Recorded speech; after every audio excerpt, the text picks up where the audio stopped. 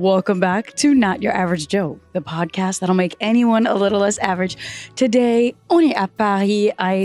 If you're watching visually, you can see that there's a little tiny shadow. That's actually La Tour Eiffel. That is the Eiffel Tower back there. I'm going to give you a better look in a second. You know what? Let me do this now. If you hear sirens and honks, it's because Paris is quite noisy. But I had to spice it up for a Q&A episode. Cue the intro, sis. You know she's not your average Joe, not your average Joe. She's not your average Joe. If you're not watching, this isn't interesting. Just know that there is a beautiful sunset falling on Paris, and I have a big balcony because I'm here working. I hosted some segments on Amazon Live, and they wanted a really beautiful backdrop, so I found this apartment, and the irony is everything is blown out. In short, you never know where you're going to end up. I'm going to take a sip of coffee. I guess we should start with some life updates, right, guys? So a lot of you have been DMing me, which I love. I absolutely love it when you DM me. I don't think you guys realize, I genuinely do check the inbox. I check the DMs. I check the emails. I read everything for the most part. And even if I don't respond, I respond to probably 99% of it. But if I don't respond, just know I'm thinking of you fondly. And I'm very grateful that you took the time to write to me, because it can get a little isolating, creating content and working just always via cameras. When you are always standing in front of a camera, even though hundreds and thousands of people see your face, you often just see your own face, which is very unfortunate if you're like me and your joie de vivre is connecting with others, which is why I took this trip to Paris to begin with. I'm here to see some friends, some really cool people, and I haven't been here in 4 years. This is actually where I got my beginnings.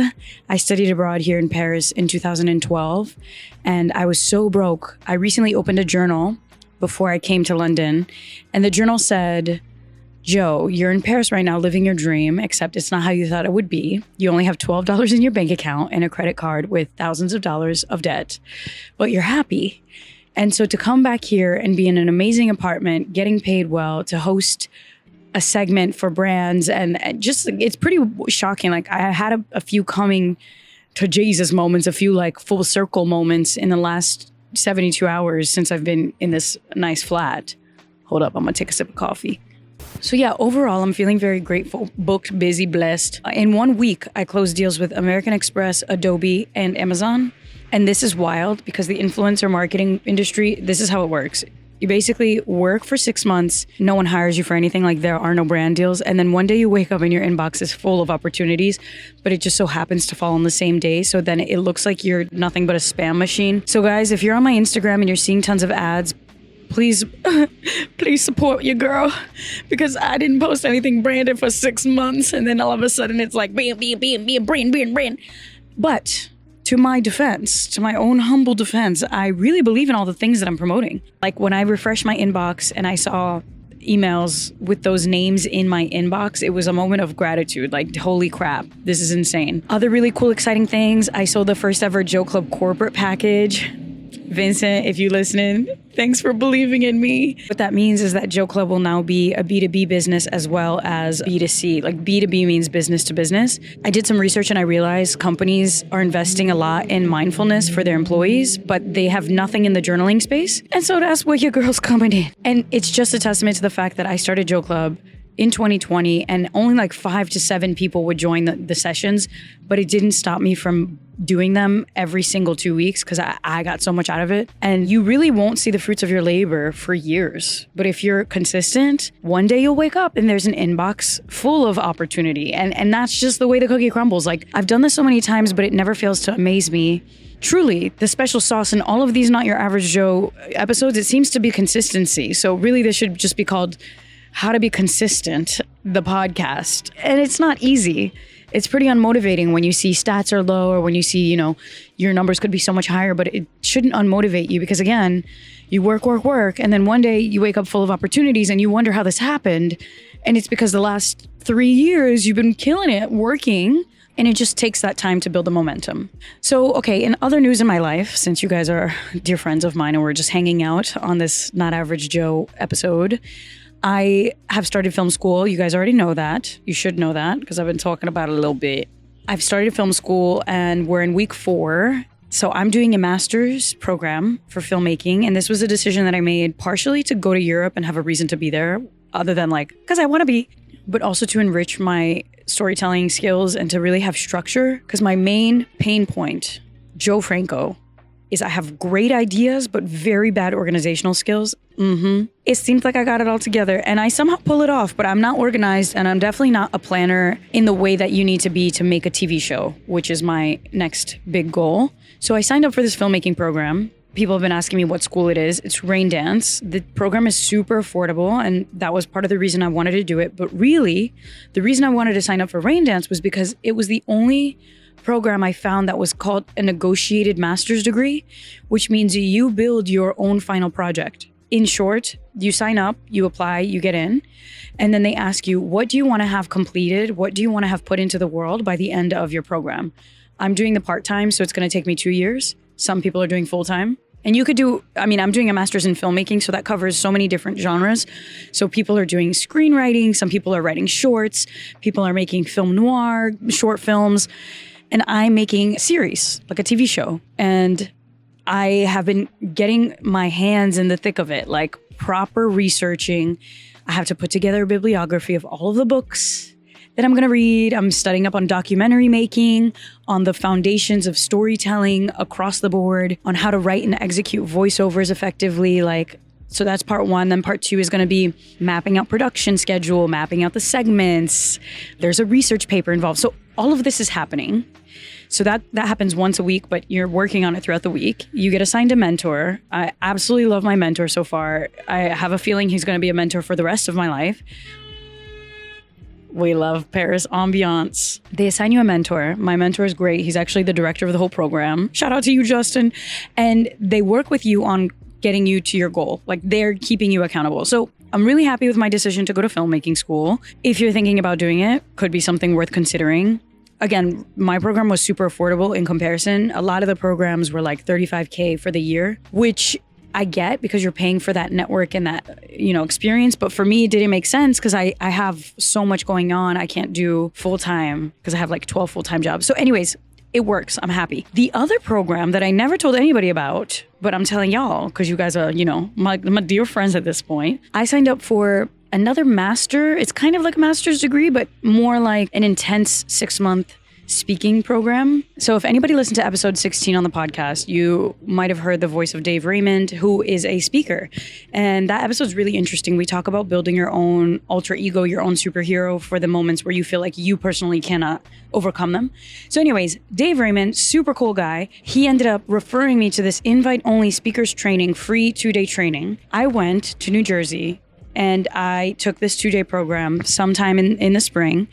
And this program was so spectacular. Like these people train some of the world's highest paid speakers, some of the most successful speakers. And they also run this master's program for 6 months. So of course, without hesitation, after day 2, I was like, yep, sign me up. It's a really big investment, but it's one of those investments that will return. I already know it. So I'm just in this era of self-investment, which is, I guess, takeaway number 1 for this non-traditional episode. Like there probably won't be many other takeaways, but takeaway number 1, if there are any takeaways in this episode, is how are you self-investing? / that's a takeaway question. How are you self-investing?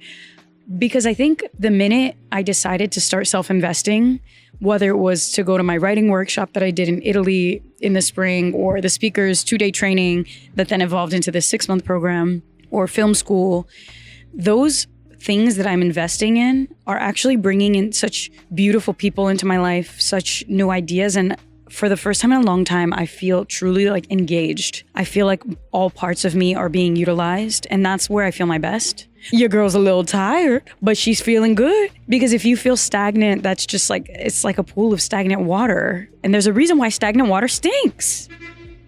The honks get it. So without further ado, before I keep rambling on to the screen like I always do, I want to ask you, how are you doing? How are you doing? Send me a message with how you're doing. How do you feel?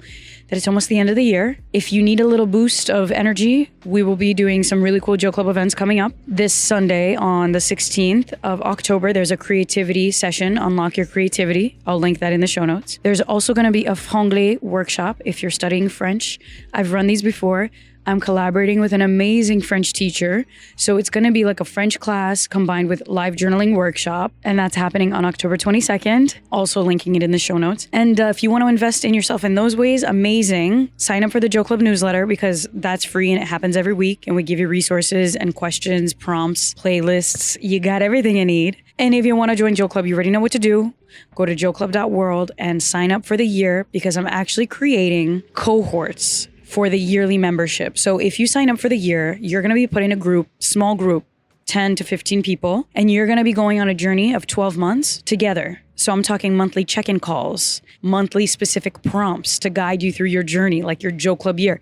I'm taking this company to another level. Like I really want to add value in people's lives because it brings me value. And I'm catching my stride, y'all. They can't hold me back now. You know what I'm saying? Anyways, all of that information is in the show notes. And now I'm going to get into the Q&A.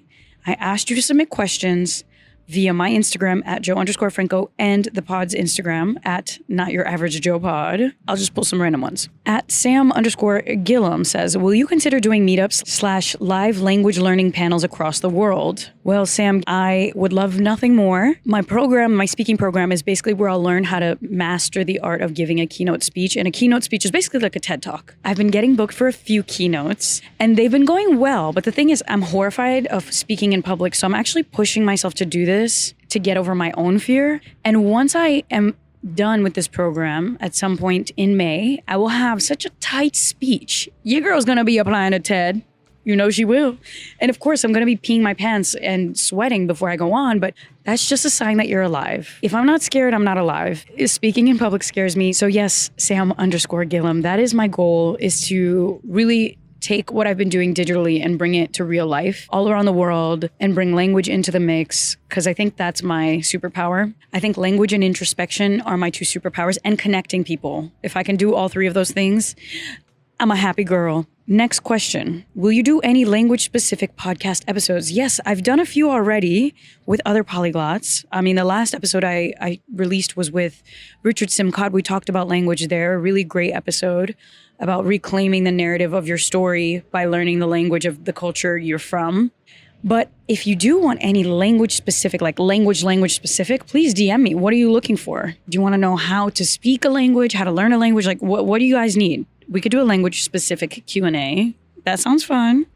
Have you celebrated your birthday alone? What did you do? Kirodesi asks. I haven't spent my birthday fully alone. This year I spent it in London. I spent the first half of it alone, which I actually love doing. So I always start my birthday journaling because I want to do kind of like a year recap of what I've lived and what year I want to have next.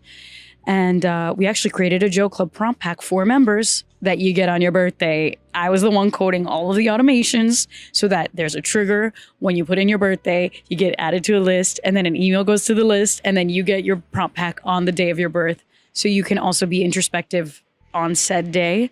So anyways, I start my day with journaling always. Go to a coffee shop, get a really nice artisan coffee, like crispy, delicious, well-made with a little flour in the cup. A pastry, gotta have a pastry in there. Probably a pain au chocolat, like a chocolate croissant situation, a good scone. I went shopping, got some nice dresses that I may or may never wear. Sad, it's no longer summer. And then at night, I went salsa dancing with my now ex-partner, where it was lovely, but it wasn't, I mean, we knew it was the bitter end of the relationship, kind of. And birthdays are always chances to like bring back relationships. So anyways, if you're wondering, should you spend your birthday alone? Honestly, I do recommend it because I think it's a really good way to be introspective and to make the day about you. Like spend the day doing what you want to do. That's my new motto. On birthdays now, I do what I want to do, whether that's taking a trip or going salsa dancing. And whoever wants to come or whoever I want to come, I invite. And if they show up, amazing. If they don't show up, I'm still having a good time. Happy birthday to all of the October birthdays. Constructed_adventures asks, how long are you in Paris? Great question. I was actually supposed to leave tomorrow, but I extended my trip because I realized I came and I went full-blown work mode. So many people ask me like, Joe, how do you travel for a living? What they don't realize is that when you travel for a living, you're 99% of the time working while traveling. amazing. I have an amazing view. Like my office is today, the view of the office is the Eiffel Tower, but it doesn't mean that I'm like frolicking in Parisian parks, having a baguette under my armpit, singing La Vie en Rose. I'm like in front of my computer, working, editing, filming, hosting stuff. Not to say that I'm complaining, but when you travel for work, you almost don't get to travel. So I extended my trip so I could enjoy my life a little tiny bit more, which is why I'm leaving on Saturday. Long answer to a very small question. XXKari111 asks, what do you do to regain motivation and remove intrusive thoughts? Great question. Motivation is something everybody struggles with. This is the human condition. And I think that thought alone is very comforting. Like whenever I'm unmotivated, I realize like everybody, even very high performing people, feel unmotivated sometimes. There are two ways to approach lack of motivation, in my opinion. You can just be burnt out. And if you're tired, like whenever I'm tired, I'm the first one to be like, shut it down. Because I realize I'll be so inefficient if I force myself to work that it's a lose-lose. It's just like I'm getting 20 minutes of work done in 5 hours because I'm so tired. So if you're unmotivated because of genuine fatigue, like take a break. Realize that you'll get so much more done, so much more efficiently if you just rest. The other lack of motivation is because you are focusing on some wrong things, such as metrics, rewards. Let's call them numeric reward systems, whether those are grades on a test and you're scared, you don't even want to study because you're scared of getting a bad grade, or you're focused on like views in my case, or numbers, or you're focused on promotions and you're not sure if they're going to come. You lose motivation when you're thinking about these things that are kind of out of your control. Whenever I'm in that funk, because it happens, and it happens pretty often, I usually take a step back. I literally journal. This is not to like toot the Joe Club horn again. It's true, I do. I journal. I ask myself, why am I struggling here? What is the underlying issue of this lack of motivation? And usually what I find is that I'm just not having fun anymore. It's like I'm doing a bad job of keeping my job fun. So I usually try to flip everything on its head and find the fun so that I'm motivated, because then it's not work, it's not grueling. It's an enjoyable time that I'm spending with myself, creating or whatever, getting some admin task out of the way. And then the other tip that I have was on another podcast episode. It was my friend Patrick, who's an entrepreneur, and he said, if you're gonna eat shit, don't nibble. AKA, if you're going to do something difficult, if you know you have something hard to do, just get it done. Because the more you wait and like linger, that energy, the anxiety of the anticipation of the task is actually worse than sitting a booty down and getting it done. And that I think is a really good reminder.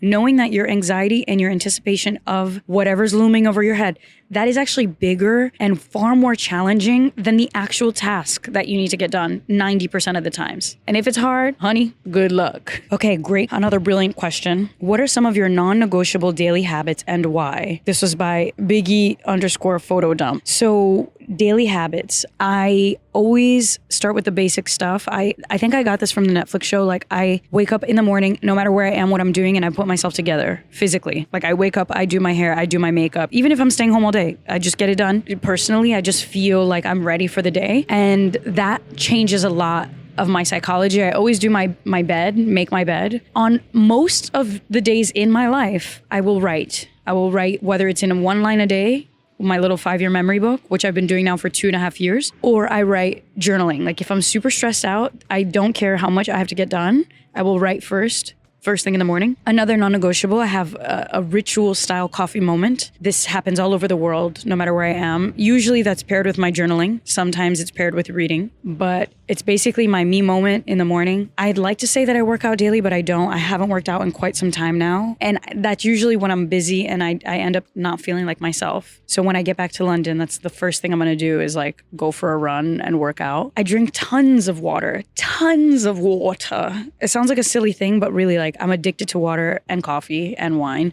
but mostly water. And that just keeps me fresh. And it makes me stand up to pee on those long work days where I'm glued to my computer. And then I guess every single day I create something. And I think that's something great to highlight. I purposely put that on my habit tracker, create something, because I feel like if I go a day just doing admin work, busy work, I will feel bad when I lay down. Like I want to create something and put it into the world on a daily basis. whether that's an IG reel, a TikTok, or, write something for Joe Club's newsletter. I just want to create, and it's a muscle. So the more we do it, the better we get at it. I guess in short, like, you just kind of analyze what makes you feel your best and try to do those things as often as possible. But we're human. We fall off. So if you're struggling to maintain habits, it's totally fine. You are going to be fine. You will get back on the horse. Same thing with language learning. On better days, I'll study language for at least 30 minutes. I'll listen to a song in a different language. I'll listen to a podcast in a different language. That's not every day. Sometimes I go through waves where I'm doing it every day and then I fall off, but I always come back. And that, I think, is the main point. Even if you fall off, if you go back, that's one step closer to developing that habit and or learning that thing. Another great question. Abigail.Griebelbauer asks, what was your favorite part about filming the Netflix show? Amazing question, because it's all connected to why I decided to go to film school. My favorite part about filming the Netflix show is not seeing these amazing houses. Like, yeah, that was amazing. It really was. Honestly, okay, yeah, that was probably one of the best parts. Being in these luxury resorts and villas and flying in helicopters and climbing glaciers, like these experiences that I would have never had otherwise, I'm so grateful for. And it was absolutely spectacular, and I'm blessed and thankful, and the list goes on and on. But I think the main thing that I really wanted to preserve in my life, that I realized I didn't know I was missing, is that teamwork aspect of having a crew, and knowing that if you work with people who are better at their jobs than you are at yours, you will learn something and the final product will be better as a result. So I really enjoyed set life. I enjoyed making the show, which is why I decided to go to film school to make my own show, because as I was shooting the show, I was like basically one with the producers. I was always talking to them about segments. I was always curious about the schedule. I was always curious about how they wanted scenes to come out, and how could I, as a host, help shape that narrative? So it's like, how do I reverse engineer those qualities that I fell in love with while shooting the show? I make my own show and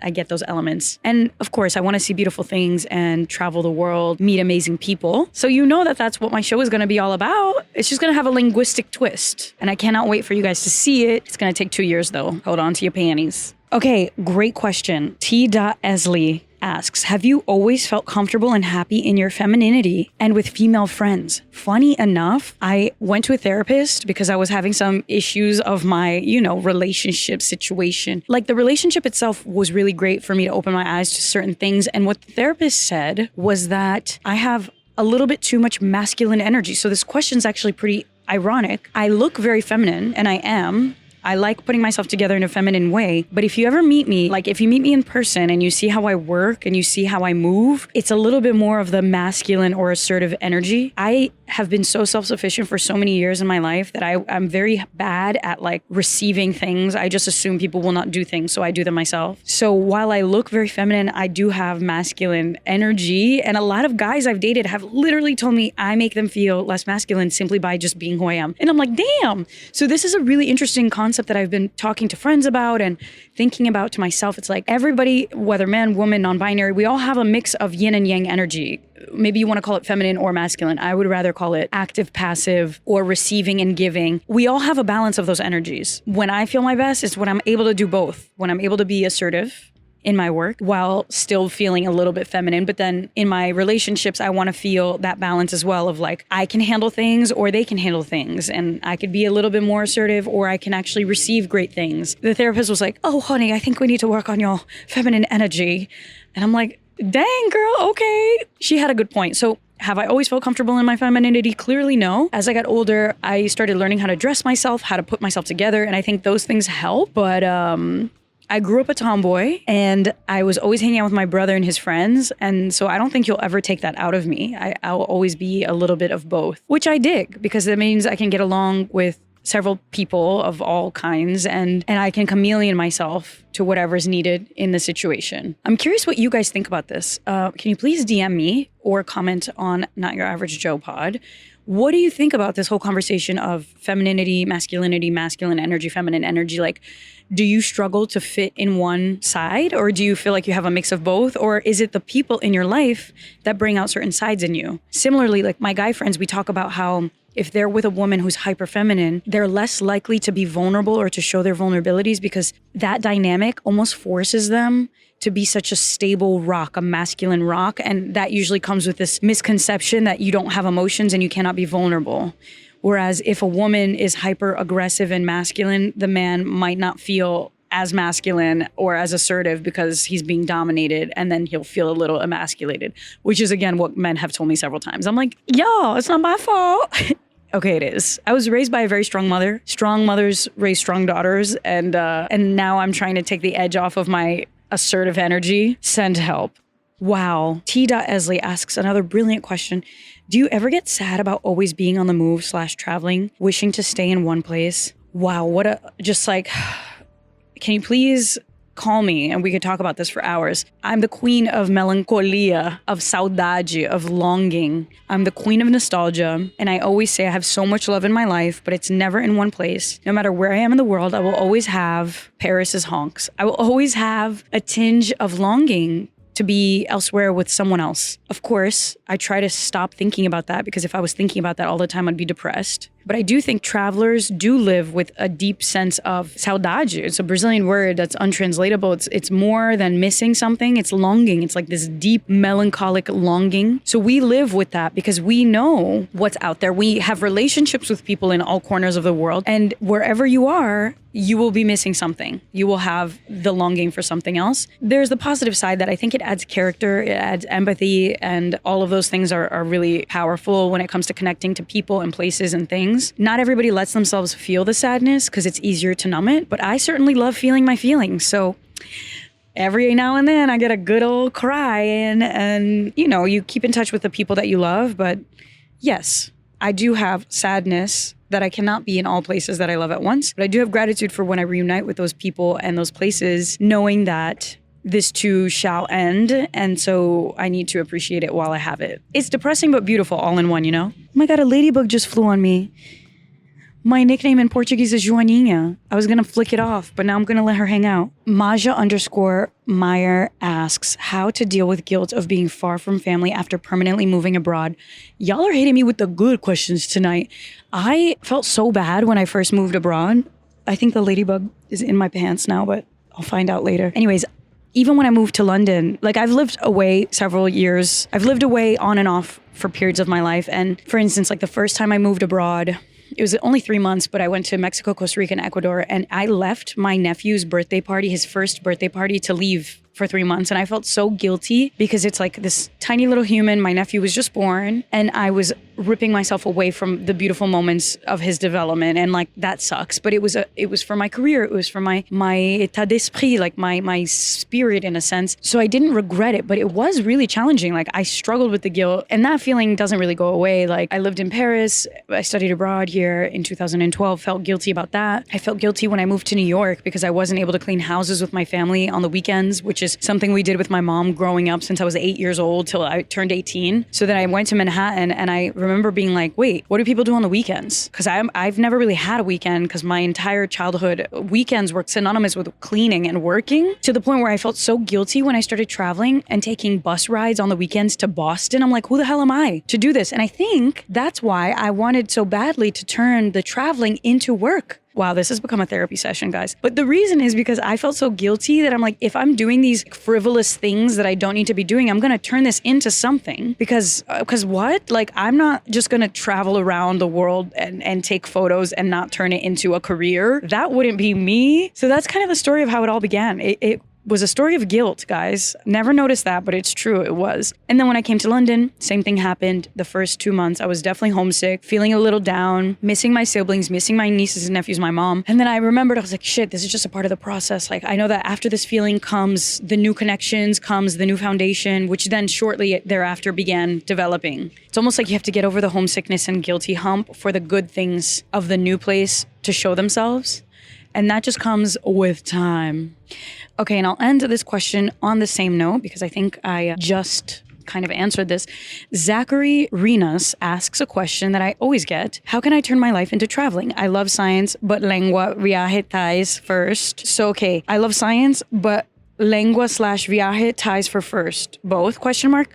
So Zachary, my answer to you is start sharing your process. There's a really good book called Show Your Work by Austin Kleon that I was recommended by a YouTuber. And that book is basically talking about especially if you're in the creative world, or even if you are a scientist or a PhD student or whatever you're doing. We're living in an era where you can share your journey on the internet and attract a community, which will then allow you to build things for the community and for yourself, and also just document your own process. So if you love languages, you love science, like, I don't know, make different pieces of content in different languages about different concepts in science. And it doesn't necessarily need to be video. Video is not everybody's cup of tea. Find your format. Is it writing? Is it podcasting? Is it video? I don't know. I do think it's powerful to share your work, and these skills are all very learnable. Like, you can learn these skills.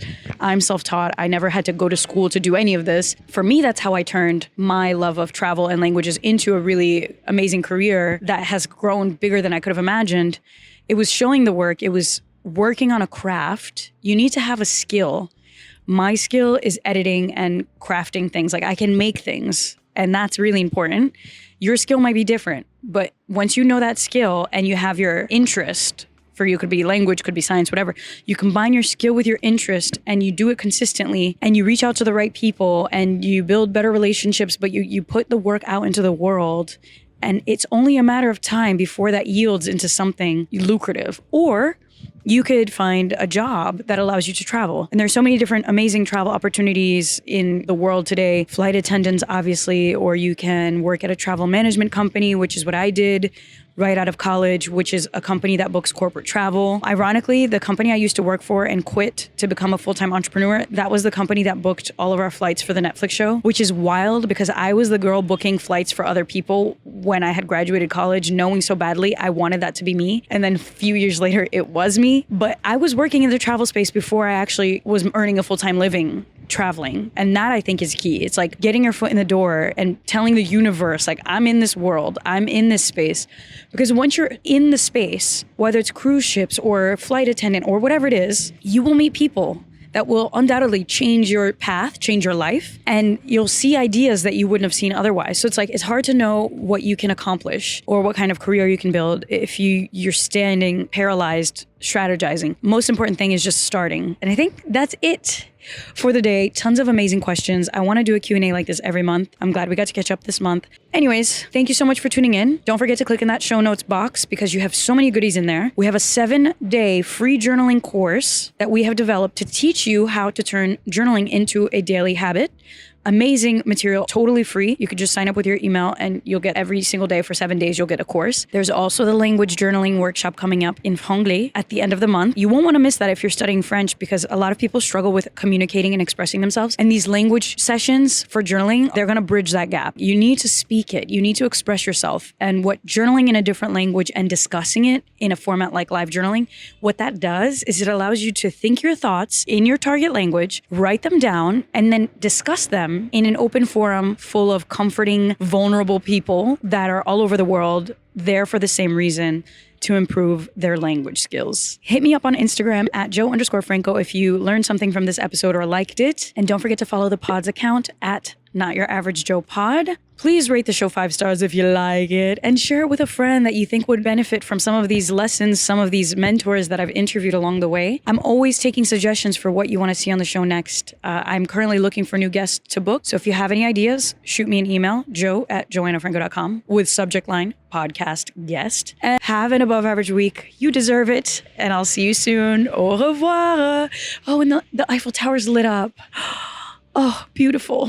Travel fact, every hour on the hour, the Eiffel Tower glows and it's so magical. So if you are planning a trip to come here, make sure that you immediately show up at the hour mark so you could see it glowing. And I think it sparkles for 5 minutes or 10 minutes. I haven't been here in so long, I forgot. Okay, bisous, bye.